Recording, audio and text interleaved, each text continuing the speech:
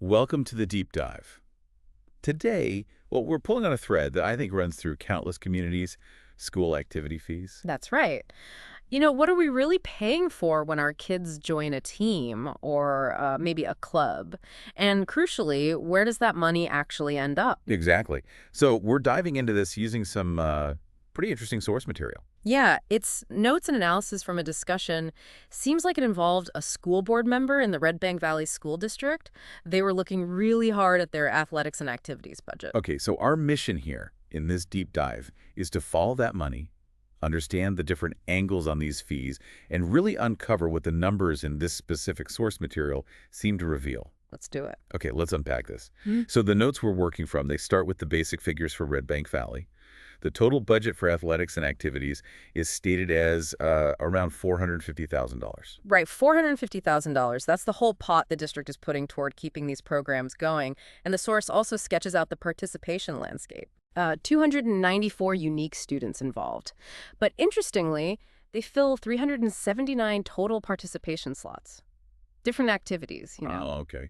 So more slots than students. Exactly. So the analysis in the source conversation, it immediately jumps into some key calculations based on those numbers. Makes sense. If you take that $450,000 budget and you look at the 294 unique students participating, that works out to an initial figure of about $531 per student if you just spread that total cost evenly across the participants. Okay. $500 and $531 per head initially. And what about the slots versus students thing? Right, so 379 slots, 294 students.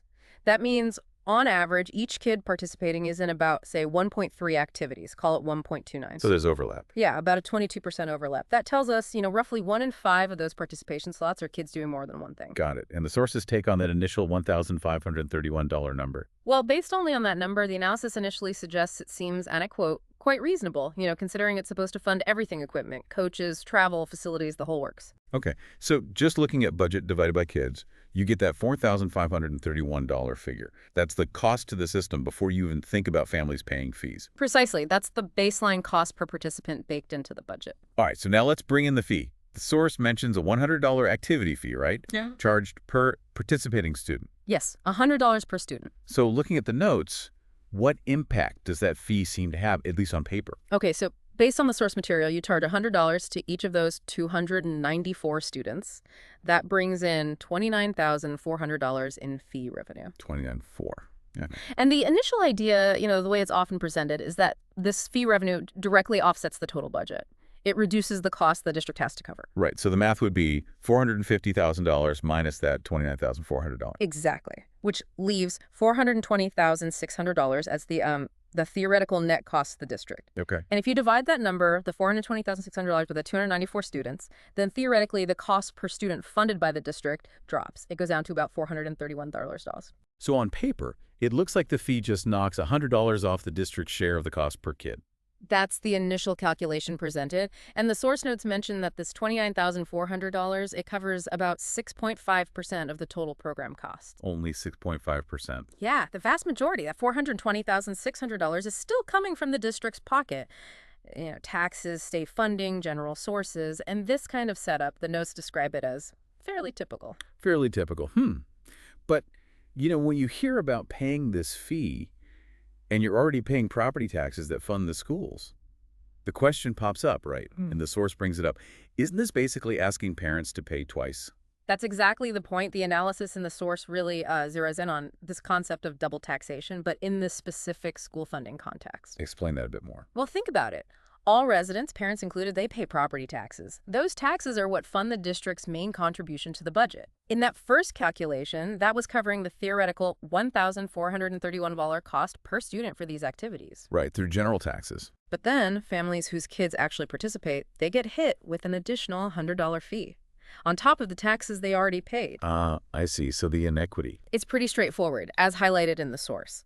A family with a kid playing sports, let's say, is effectively paying their tax share towards the program, plus that extra $100 fee. So using that initial math, they're contributing towards the $4,431 through taxes and paying the $100 fee. So their total contribution effectively covers that full $1,431 cost per child. That's the argument laid out. Meanwhile, a family, maybe their neighbors, without kids and activities, they only pay their tax share. They're only contributing towards that $1,431 amount per student in the system. And the source says this is a common issue. Yeah, it notes this difference in contribution is a common complaint about these kinds of fees in school districts. Okay, and this leads us right into the human cost, doesn't it? The consequences for equity, for access. The notes dig into this too, right? This is where it starts to feel really impactful. It really does, because the source details the problems that often crop up with what people call a pay-to-play model. Like what specifically? Well, the first, most obvious hurdle is just financial. Plain and simple. For some families, $100 per child, it's a significant barrier. It's just not easy to come by. It adds up. Oh, definitely. The analysis points this out clearly. If you've got multiple kids in activities, that fee compounds fast. 3 kids could mean $300 just in these fees, and that's before you buy cleats or uniforms or whatever else. Right, separate from other costs. And the potential consequences the source mentions. They're serious. It highlights things like potentially seeing fewer students from lower-income families participating. It essentially creates a kind of filter, doesn't it, where participation might skew towards families who can just, easily afford the fee. So you could lose talent. The analysis suggests exactly that. You might lose talented students, kids who really want to play or participate, just because their families can't manage that extra cost right then. And that seems to cut against the whole point of school activities, doesn't it? Absolutely. The source brings this up too.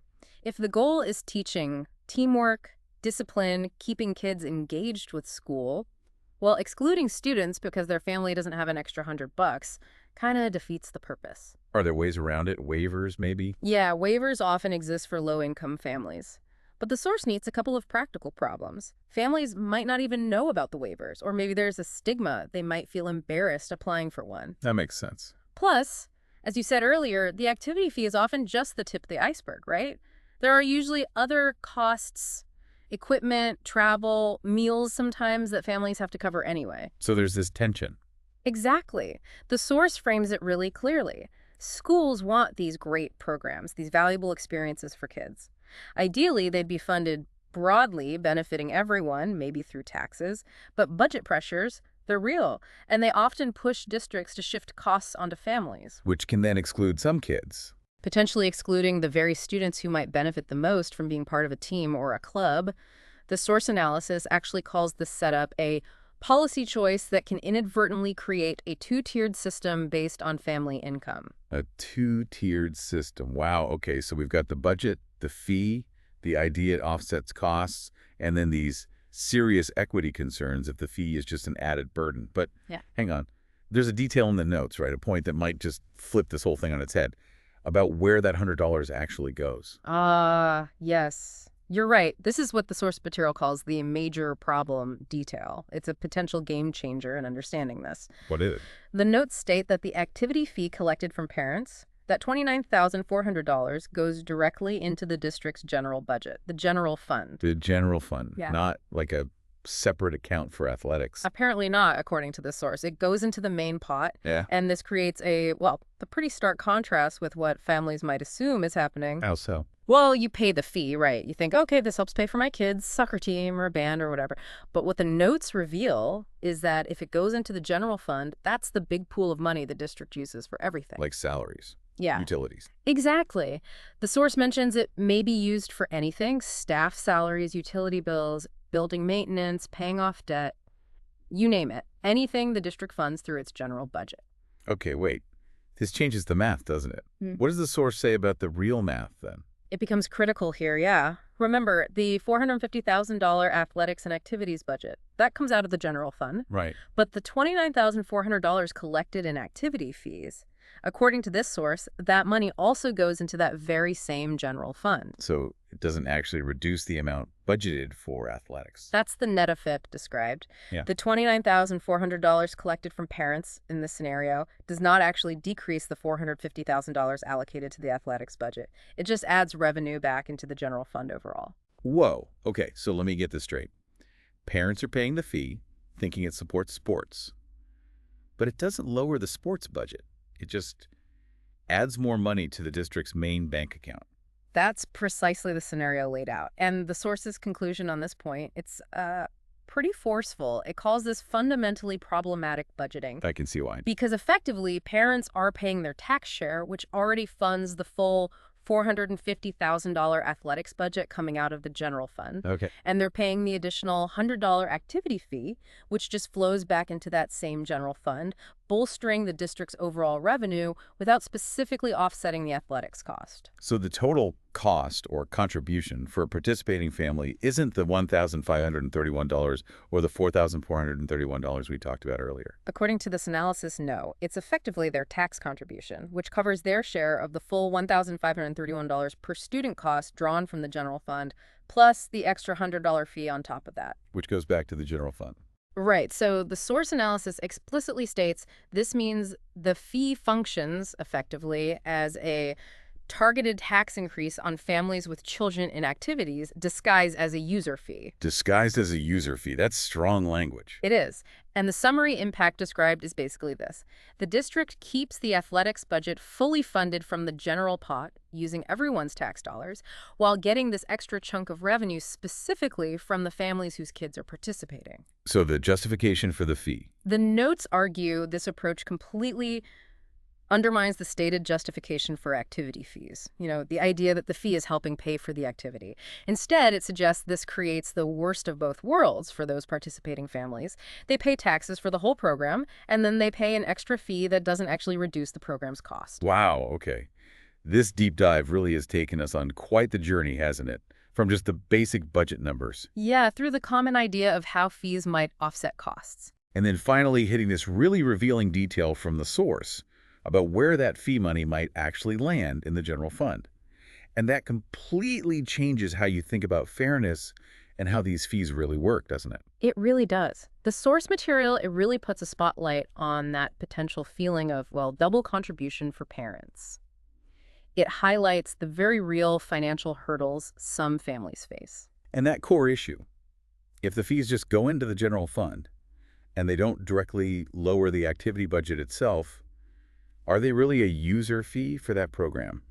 Or are they something else entirely? Like maybe, as the source suggests, more of a targeted tax just on families whose kids happen to be involved in these activities. It definitely gives you something to think about. And maybe, based on this source material, here's a final thought for you to mull over.